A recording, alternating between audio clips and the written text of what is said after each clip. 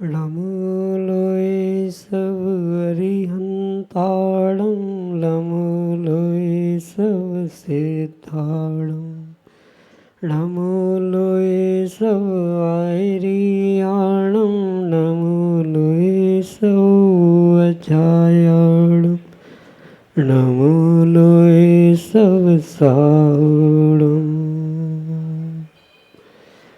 पंच परमिष्टि भगवान की परम पूज्य आचार्य भगवंत गुरुवर विशुद्ध सागर जी मुनि महाराज की, परम पूज्य मुनि श्री सुप्रभ सागर जी महाराज की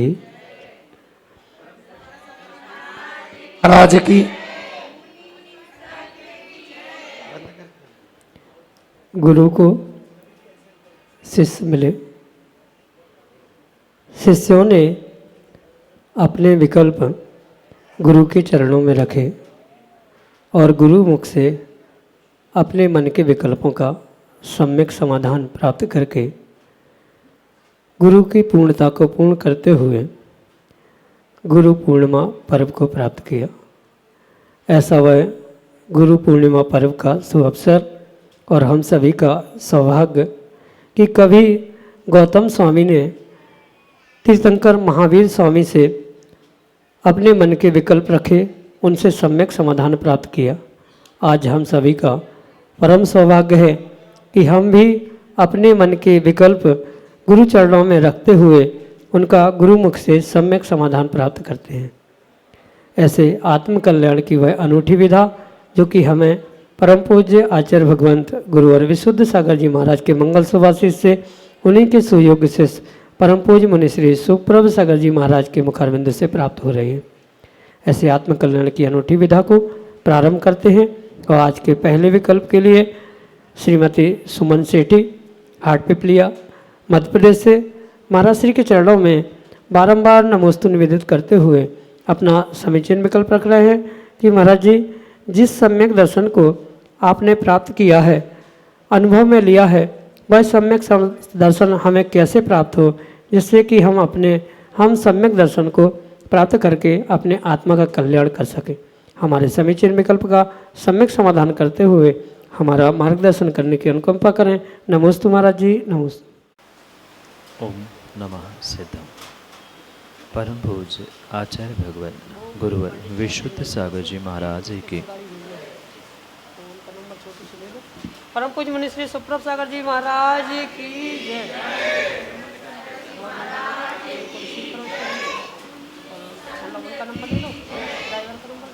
जीव को सम्यक दर्शन प्राप्त करने के लिए स्वयं के पुरुषार्थ से ही उसके लिए उपायों को खोजने की आवश्यकता है। किसी भी प्रकार से किसी अन्य का सम्यक दर्शन अन्य को प्राप्त नहीं होता। जैसे आपने पूछा कि हमने प्राप्त किया सम्यक दर्शन, जो जीव अपने भीतर में आत्मा के श्रद्धान के साथ साथ व्यवहार में 7 तत्वों पर सच्चे देवशास्त्र गुरु पर जब श्रद्धान करता है, तब उसे वह सम्यक दर्शन प्रकट होता है।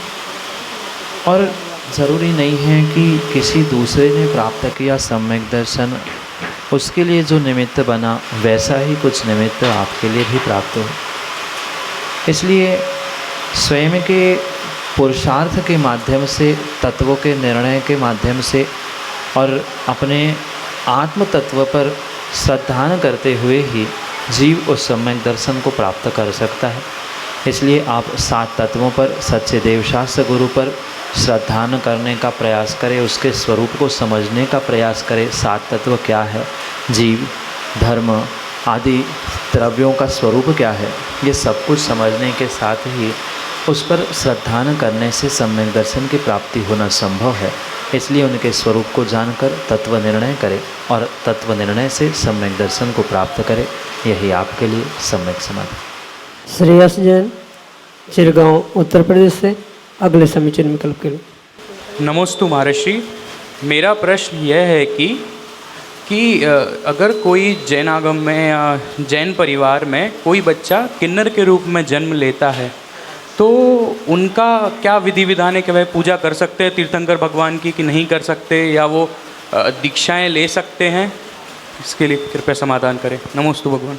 जीव का जो वेद है वह द्रव्य वेद रूप है कि भाव रूप वेद रूप है, इसे समझने के साथ ही उसको आगम के परिप्रेक्ष्य में क्रिया करने की योग्यता है अथवा नहीं है, इसका निर्णय किया जा सकता। क्योंकि भाव नपुंसक वेद वाला जो भावों से किन्नर भाव पर्याय को प्राप्त हो रहा है, वो तो फिर भी इन सभी उत्कृष्ट धर्म कार्यों को कर सकता है, किसी प्रकार से उसमें निषेध नहीं है।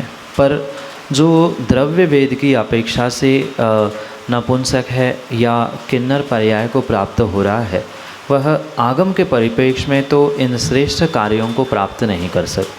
जैसे मुनिराजों को दान देना, पूजन, अभिषेक आदि कार्य करना, ये उसके लिए पूर्ण रूप से वर्जित है। पर ये अवश्य ध्यान रखें कि द्रव्य वेद और भाव वेद इन दोनों में बहुत अंतर करना होगा।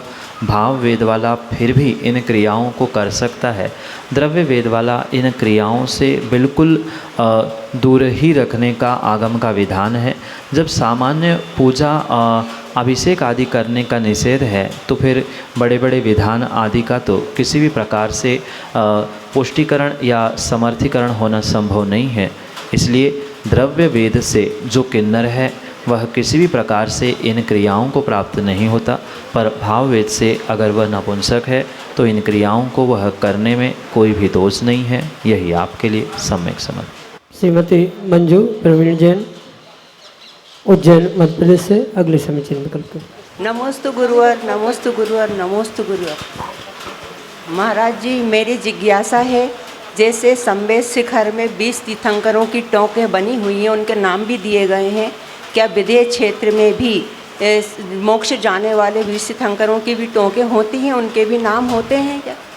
सम्मेद शिखर हो या अन्य कोई भी निर्वाण भूमि हो, उन निर्वाण भूमियों में जब भगवान मोक्ष को प्राप्त करते हैं या मुक्ति को प्राप्त करते हैं, उस समय वहाँ कोई ऐसी टोक आदि की रचना उस समय पे नहीं होती। ये ज़रूर है कि देवों के द्वारा वहाँ कुछ निशान अवश्य ही बनाए जाते हैं, जिसके माध्यम से आने वाले उन श्रावकों को ये बोध हो कि यहाँ से कोई भगवान मोक्ष गए।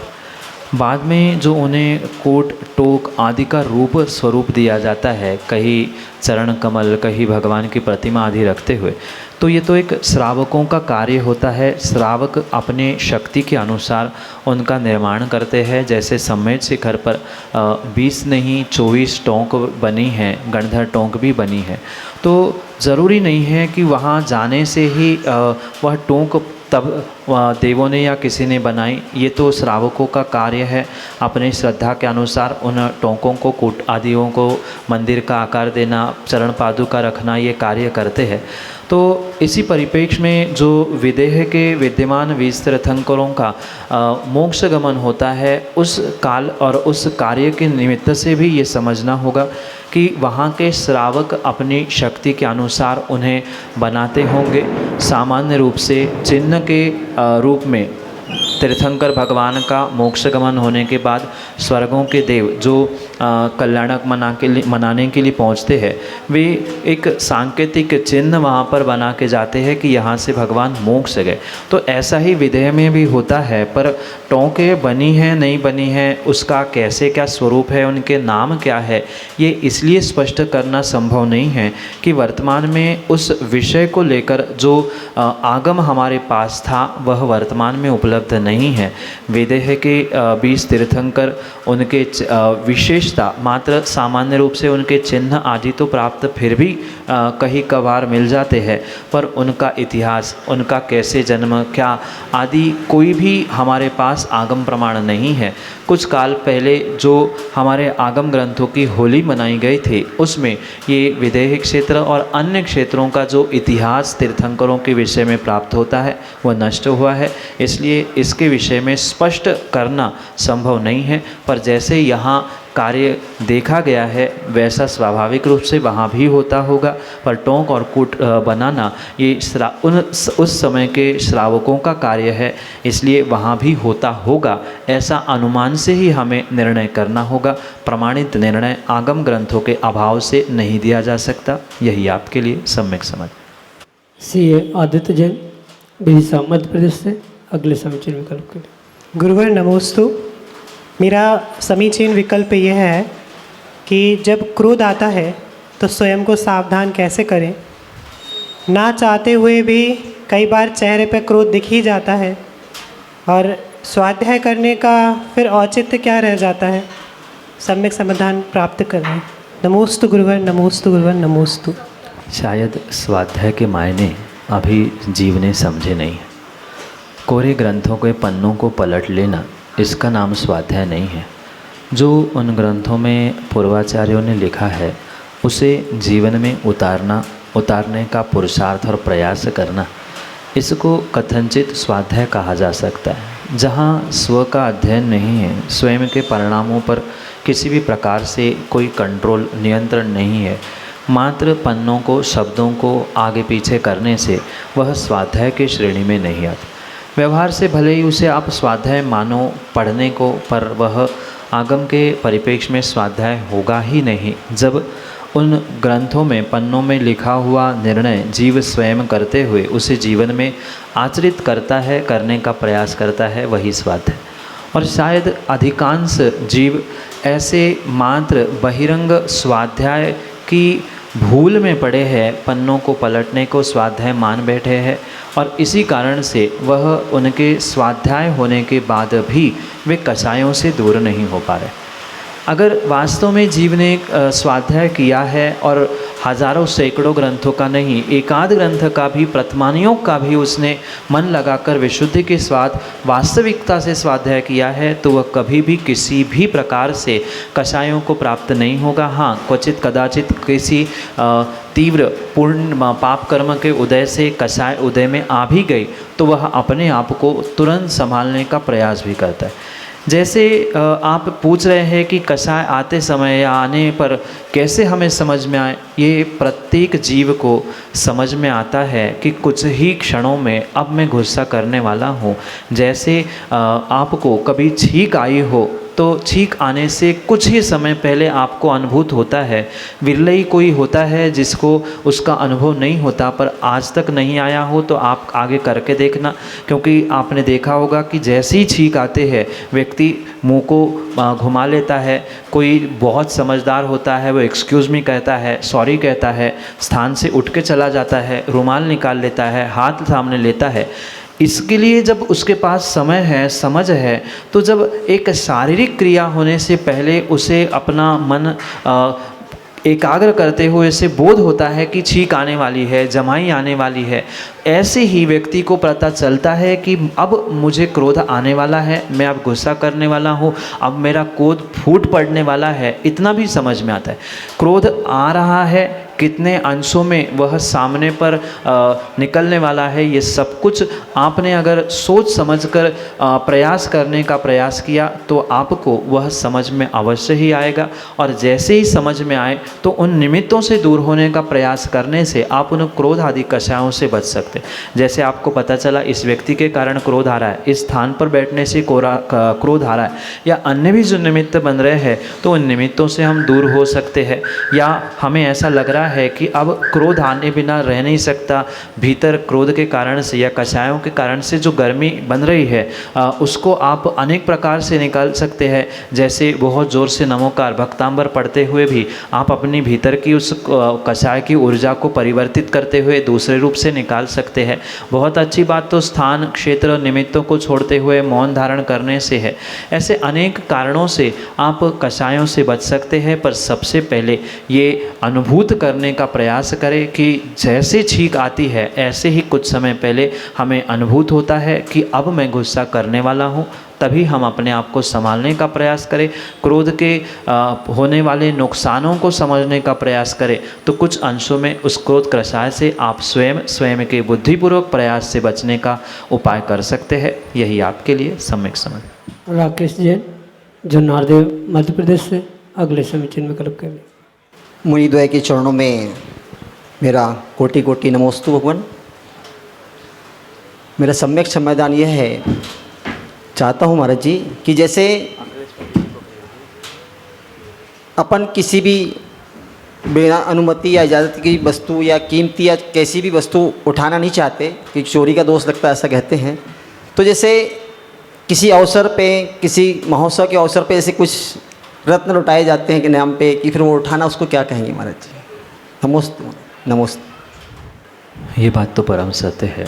भूली हुई पड़ी हुई वस्तु को उठाना आगम में चोरी के रूप में स्वीकार किया, पर पंचकल्याणक अनुष्ठान आदि के निमित्त से जो रत्नों की वर्षा होती है वह बुद्धिपूर्वक बरसाए गए रत्न हैं, जो कि किसी श्रावक या समाज आदि के निमित्त से ही दिए जाते हैं। माना कि देते समय या उस व्यक्ति तक पहुंचते समय या फेंकते समय वह नीचे गिर गए हैं, तो वह एक रत्न वर्षा या अनुष्ठान की प्रभावना के रूप में आप ग्रहण कर रहे हैं, तो उसमें कोई दोष नहीं है। पर माना कि वह बिखर के चले गए या जुलूस आगे बढ़ गया, वो पड़े आपको मिल रहे हैं पंडाल आदि में, और फिर आप उठाकर उसे एकत्रित कर रहे हैं, क्योंकि ऐसे बहुत सारे जीव होते हैं, चढ़ाए हुए भी रत्न मोती आदि को उठा लेना या बिखराए हुए उन रत्न मोतियों को उठा लेना, उसमें तो बाद में ऐसा पुरुषार्थ करने से फिर भी दोष हो सकता है। पर मात्र उसी अभिप्राय, उसी उद्देश्य से किया हुआ कार्य अगर आप उसे ग्रहण कर रहे हैं, दिया हुआ होने से उसे चोरी का दोष नहीं कहा जाएगा। यही आपके लिए सम्यक समझ। बाद से महाराष्ट्र से, अगले समीचीन विकल्प के लिए भाग्यश्री नाथ गांवकर। महाराज जी नमोस्तु। नमोस्तु महाराज जी नमोस्तु। मेरी यह जिज्ञासा है, घर पर सास ससुर की देखभाल के कारणवश मैं गुरु महाराज जी के दर्शन करने के लिए है बाहर गांव नहीं जा सकती, और कभी कभी मंदिर में भी जाने का प्रयास भी किया तो मुझे घर पे ही रहना पड़ता है। तो ये मेरा अंतराय कर्म है क्या? फिर मैं वह होऊंगा तो मेरा जीवन में कल्याण में कैसे करूं? माँ, किसी श्रेष्ठ कार्य में विघ्न बनना, इसे ही अंतराय कर्म कहा जाता है। और मात्र अंतराय कर्म के उदय से नहीं, अपितु दर्शनावरणी, ज्ञानावरणी आदि अन्य भी पाप प्रकृतियों का एक साथ जब उदय आता है, तभी ऐसा कार्य जीव के साथ होता है। ये कहीं ना कहीं पिछली पर्याय में आपने दूसरे जीवों के लिए शुभ कार्यों में जो विघ्न किया था, प्रभु के गुरु के दर्शन में जो विघ्न किया था, वही आज भले ही निमित्त कोई बने, पर वह आपके ही पाप कर्म उदय में आ रहे। और ऐसा भी नहीं है कि मात्र पाप कर्म उदय में आ रहे हैं तो जीवन भर आपके साथ वही दोष या कर्म उदय में ही आते रहेंगे। आप स्वयं पुरुषार्थ करते हुए उन कर्मों की बहुत शीघ्रता से उदीर्णा करते हुए उन्हें नष्ट भी कर सकते हैं, उनकी निर्जरा भी कर सकते हैं। पर उसके लिए बुद्धिपूर्वक आपको कुछ विशेष तपस्या और विशेष पुरुषार्थ करने की आवश्यकता है। जैसे दर्शनावरणी कर्म के आश्रव के लिए जो साधन आचार्य भगवंतों ने कहे, जिस निमित्त से दर्शनावरणी कर्म का आश्रव होता है, उससे विपरीत कार्य करने से या अंतराय कर्म के आश्रव के जो निमित्त बताए हैं उनके विपरीत कार्य करने से आप उस अंतराय कर्म के और दर्शनावरणी आदि कर्मों के क्षयोक्षम को व्यवस्थित करते हुए उसके उदय को भी आप अपने जीवन से कुछ अंशों में कम कर सकते हो। जैसे कोई दूसरा दर्शन करने जा रहा है तो उसको दर्शन करते जाते समय उसकी बहुत प्रशंसा करना कि मैं नहीं जा पा रहा हूँ, हीन भावना से या किसी प्रकार से उसको कट मारते हुए या टॉन्ट कसते हुए नहीं, अपितु वास्तव में विशुद्धि के साथ चलो मैं नहीं जा पा रहा हूँ, कम से कम आप तो दर्शन करके आ रहे हो, हमारा भी नमोस्तु बोल देना, आदि आदि अच्छे भावों से अगर हमने उनकी दर्शन की, उनकी पहुँचने की अनुमोदना की है तो वह हमारा कुछ उदय मंद भी पड़ सकता है। जो दर्शन करने जा रहे हैं या जाने वाले हैं उनके लिए मात्र अनुमोदना नहीं, अन्य भी प्रकार से हम सहयोग कर सकते हैं कि जैसे बहुत सारे जीव किसी तीर्थ क्षेत्र की यात्रा के लिए बहुत सारे जीवों को ले जाते हैं, तो ऐसे हम नहीं जा पा रहे हैं तो उनके लिए कुछ अन्य प्रकार से हम सहयोग करते हुए उन क्रियाओं को प्राप्त कर सकते हैं जो हमारे लिए, जो आज तक विघ्न बने थे, आज तक जो हमारे लिए दर्शनावरणी के लिए निमित्त बने थे, उसके इस प्रकार से विपरीत क्रियाओं को यानी अच्छे भावों के साथ दूसरों के दर्शन की अनुमोदना करना, दूसरों के शुभ कार्यों की प्रशंसा करना कि आपने बहुत अच्छा कार्य किया, आपको तो जाना ही चाहिए था, आदि आदि कहते हुए हम अपने भावों को जितना अच्छा करने का प्रयास करेंगे, नियम से शीघ्र समय में ही आपके अंतराय कर्म, दर्शनावरणी, ज्ञानावरणी आदि कर्मों का जो उदय है वह मंद हो सकता है, उसकी तीव्रता मंद हो सकती है और तीव्र मंद उदय में आपने किया हुआ पुरुषार्थ फिर आपके लिए फलीभूत हो सकता है। इसलिए दूसरों के उन शुभ कार्यों का, अच्छे कार्यों का अच्छे भावों के साथ कृतकारित अनुमोदना से उनकी प्रशंसा करने का प्रयास करें, जिसके माध्यम से आपका क्षयोक्षम इन कर्मों का ठीक हो। यही आपके लिए सम्यक समझ। अगले समीचीन विकल्प के लिए देश के सुप्रसिद्ध मंच कलाकार राजन जैन उमर का। प्रभु, अभी जो महिला प्रश्न करके गई, उनके अंतराय कर्म के उदय होने से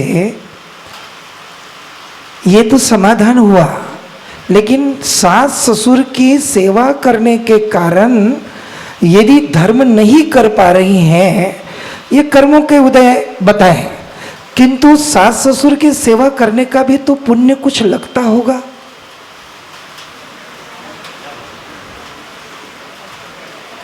आए हुए कर्म का ही सोचेंगे तो कल को ये सब सास ससुर की सेवा करना ही बंद कर देंगे। समाधान कीजिए प्रभु। बहुत अच्छी बात है कि आपने दूसरे पक्ष को भी सबके सामने रखवाने का प्रयास किया, क्योंकि उनका प्रश्न अंतराय कर्म से और उससे बचने के निमित्त से था, तो उन्होंने उतने ही समाधान को प्राप्त किया। पर यह परम सत्य है कि एक साथ मात्र जीव कर्मोदय को ही नहीं प्राप्त करता, अपितु कर्माश्रव कर्मबंध को भी उसी समय को प्राप्त करता। अगर उनके सास ससुर आदि की सेवा करते समय या अन्य भी किसी घर के व्यक्ति की सेवा या व्यवस्था करते समय भावों की किसी भी प्रकार से संक्लिष्टता को वो प्राप्त हो रहे हैं, तो नियम से ही वे आने वाले समय में और असाता कर्मों को और पाप कर्मों का आश्रव तत्क्षण में करेंगे।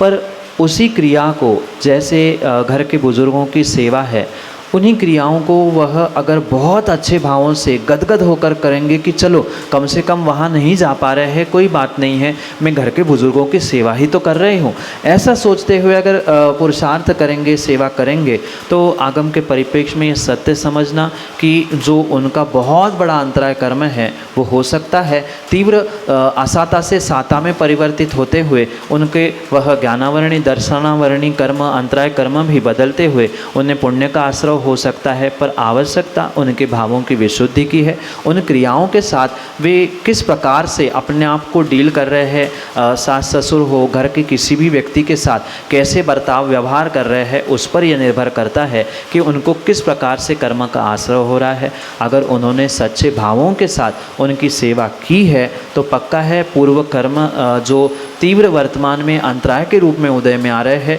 वे बहुत लंबे समय ना चलते हुए शीघ्रता से ही आपके पुण्य का उदय आने से उनके लिए वह नियम से सातारूप और पुण्य रूप फलीभूत होगा। यही आपके लिए सम्यक समझ।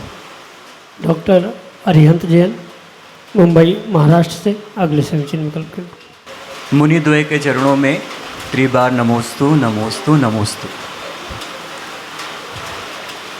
गुरुवर, आपके निमित्त से आज उज्जैनी नगरी में आने का सौभाग्य प्राप्त हुआ। नरसिंहपुर और अन्य मंदिरों में प्राचीन जो जिन प्रतिमाएं हैं उनके दर्शन का सौभाग्य प्राप्त हुआ, और मैंने सुना है कि ये जैन संस्कृति के उत्कर्ष के कारण इस नगरी का नाम उज्जैनी नगरी पड़ा है। तो मैं यही आपसे इस विषय पे प्रकाश चाहता हूँ कि प्राचीन जैन श्रमण संस्कृति के परिप्रेक्ष्य में उज्जैनी नगरी का क्या महत्व है।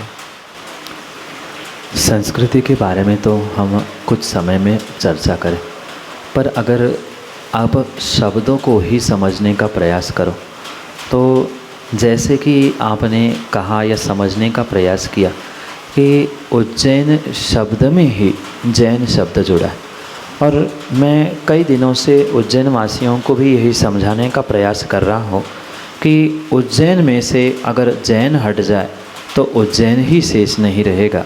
ये बहुत बड़ी बात उज्जैन के जैनियों को खास करके समझने की आवश्यकता। रही बात जैन संस्कृति और जैन समन संस्कृति, तो इतनी विशाल इस जैन संस्कृति का ये एक केंद्र रहा जो कि पूर्व काल में अवंतिका नगरी के नाम से भी प्रसिद्ध था। और मात्र अवंतिका नाम नगरी के ही नाम से नहीं, अपितु इस नगरी के कई सारे अन्य भी नाम थे। कालांतरों से उनमें परिवर्तन होता रहा। जिस समय जिस संस्कृति का प्रभाव इस स्थान पर, इस क्षेत्र पे पड़ता रहा, क्रम से उस प्रकार से उस काल के या उस संस्कृति के प्रभाव के निमित्त से इस क्षेत्र का, स्थान का नाम भी परिवर्तित होता। ये तो स्वाभाविक रूप से सब देख रहे हैं और जान रहे हैं, समझ भी रहे हैं कि उज्जैन में जैन संस्कृति आज की नहीं, अन्य संस्कृतियाँ तो आई गई, समय समय पर उसके नामांतरण भी होते गए, पर नाम के अनुसार पहले भी यहाँ जैन संस्कृति थी, आज है और आने वाले भी समय पर अगर श्रावक बहुत श्रद्धा, विश्वास और समर्पण के साथ धर्म और देवशास्त्र गुरु के साथ रहेंगे तो ये धर्म आयतन भी सुरक्षित रहने की संभावना। जैसे आपने उस रक्षाबंधन की कथा को पढ़ा होगा तो वहाँ भी जो इस अवंतिका नाम का नगर प्राप्त होता है वह ये उज्जैन की ही धरा है। इतना ही नहीं, जैसे आपने बहुत सारे जो अवशेष, इतने विशाल जो प्रतिमाओं के अवशेष उस जयसिंहपुरा संग्रहालय में देखे, उससे तो ये पक्का निर्णित होता ही होता है कि यहाँ पर एक बहुत बड़ी ऐसी श्रृंखला थी जिसके निमित्त से कि ऐसे विशाल मंदिर, क्योंकि लगभग 400-500 वर्ष पुराने प्रतिमाओं की प्रशस्ति भी प्राप्त होती है। निर्ग्रंथों के अन्य भी बहुत सारी कथाएं यहाँ प्राप्त होती है। अगर जो आज रविव्रत की कथा भी आपने सुनी होगी, जो कि अभी शुरू हुआ रविव्रत, तो रविव्रत की कथा भी कथा में भी इस उज्जैनी अवंतिका नगरी का उल्लेख प्राप्त होता है। तो ऐसे अनेक कथानक और अनेक दृष्टांत है जिसके माध्यम से हम उज्जैन नगरी की इस जैन संस्कृति की, जैन धरोहर को पुष्ट कर सकते हैं। इतना ही नहीं, अपितु जो कई ग्रंथों का लेखन हुआ उसके लिए भी उन ग्रंथों के लेखन कर्ता आचार्य भगवान मुनिराज या विद्वानों ने भी इस धार की विशेष धरा का उल्लेख किया है कि अमुक ग्रंथ इस मंदिर से, मतलब उस काल का कौन सा मंदिर, किस मंदिर पर मंदिर में बैठकर उन्होंने इस कृति का सृजन प्रारंभ किया, समाप्त किया, आदि बहुत सारे उल्लेख इस उज्जैन और अवंतिका नगरी के निमित्त से प्राप्त होते हैं।